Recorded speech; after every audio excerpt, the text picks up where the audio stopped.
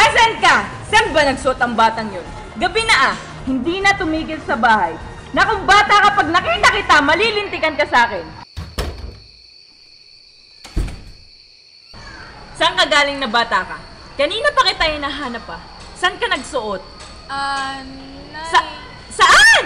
Sumagot ka! Kanina pa akong halos mahilo sa paghanap sa'yo. Ilang beses ba kitang sasabihan na dapat pag-aaral ang inaatupad ng mga nasa edad mo at hindi ang pagbabarkada mo? Naku naman anak, nagkakandahirap na nga ako sa pagtanggap ng labada para maigapang ka sa pag-aaral. Tapos ganito pa igaganti mo. Eh kayo lang naman ang may gustong mag-aral ako eh. At anong balak mo sa buhay?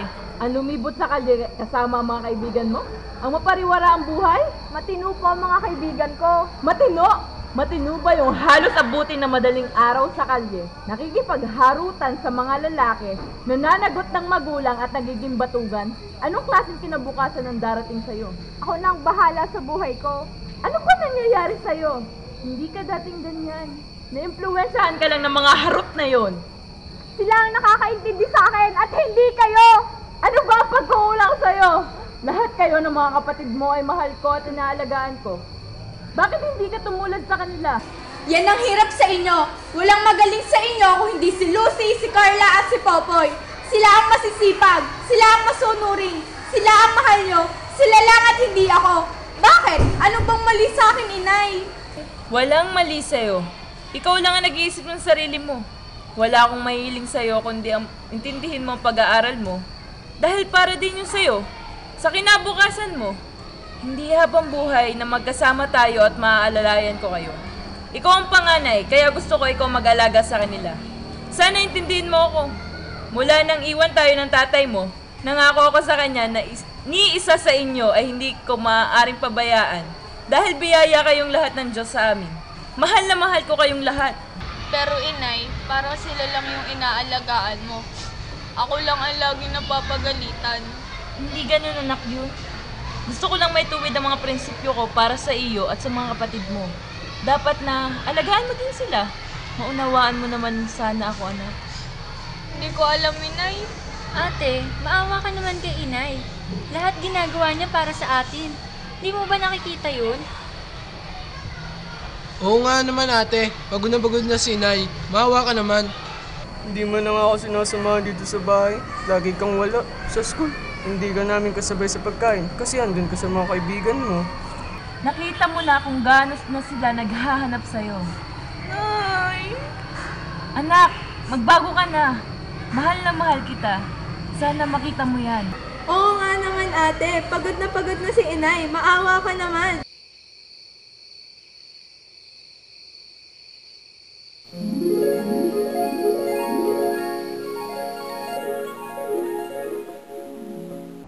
Tay, ikaw ba yan?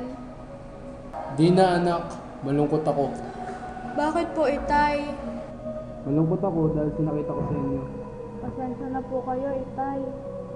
Makinig ka sa inay mo, alagaan mo ang mga kapatid mo at mahalin niyo ang isa't isa.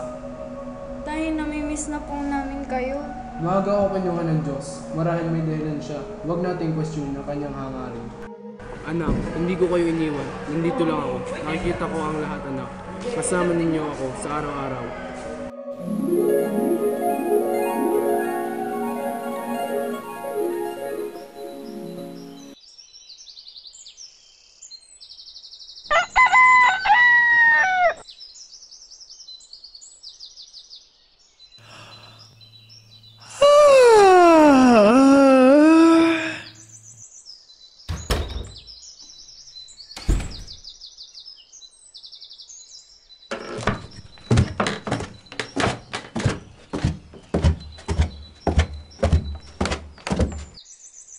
Inay, bakit mo mahal ang itay?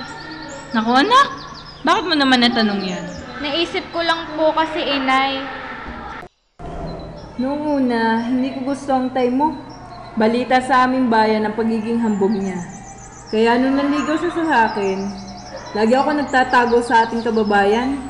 Ewan ko nga lang ba at mukhang una pang napasukoon niya ang aking ama. Nagkasundo sila. Marahil ay nakita ng aking ama ang kaugaliang nakita ko kay Rodolfo noong siya ay asawa ko na. Pinilit ako ng aking ama na magpakasal sa kanya. Noong una ay napakahirap, subalit sinuyo niya ako ng todo.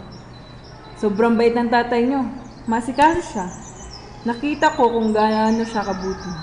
Doon ko napatunayan na ang pag-ibig ay natututunan. Dahil yun ang nangyari. Minahal ko siya at kung kailan yun nagsimula ay hindi ko na maalala. Nagising na lang ako ng isang umaga. Gusto ko na ba siyang makasama?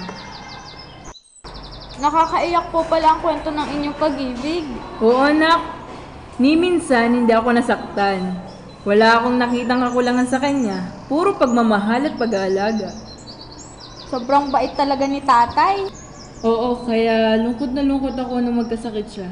Gusto ko akuin lahat ng sakit na nararamdaman niya. Wala akong magawa kundi ang lumuha sa tuwing sumisigaw siya sa sakit.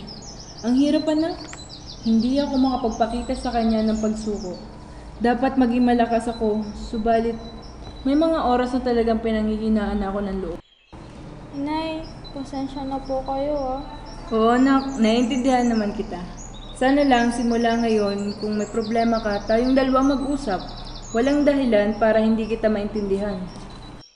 Opo, inay. Malaki ang pagkukulang ko kay itay. Hindi ko man lang nagawang alagaan kayo ng mga kapatid ko. Naiintindihan ka naman niya anak.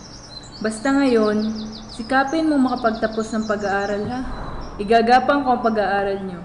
Sisikapin kong mapagbuti ang kaunting kabuhayan na iniwan ng tatay nyo. Salamat po, inay. Ipinapangako ko pong mag-aaral ako ng mabuti at magiging impluwensya ako sa mga kapatid ko. Salamat anak.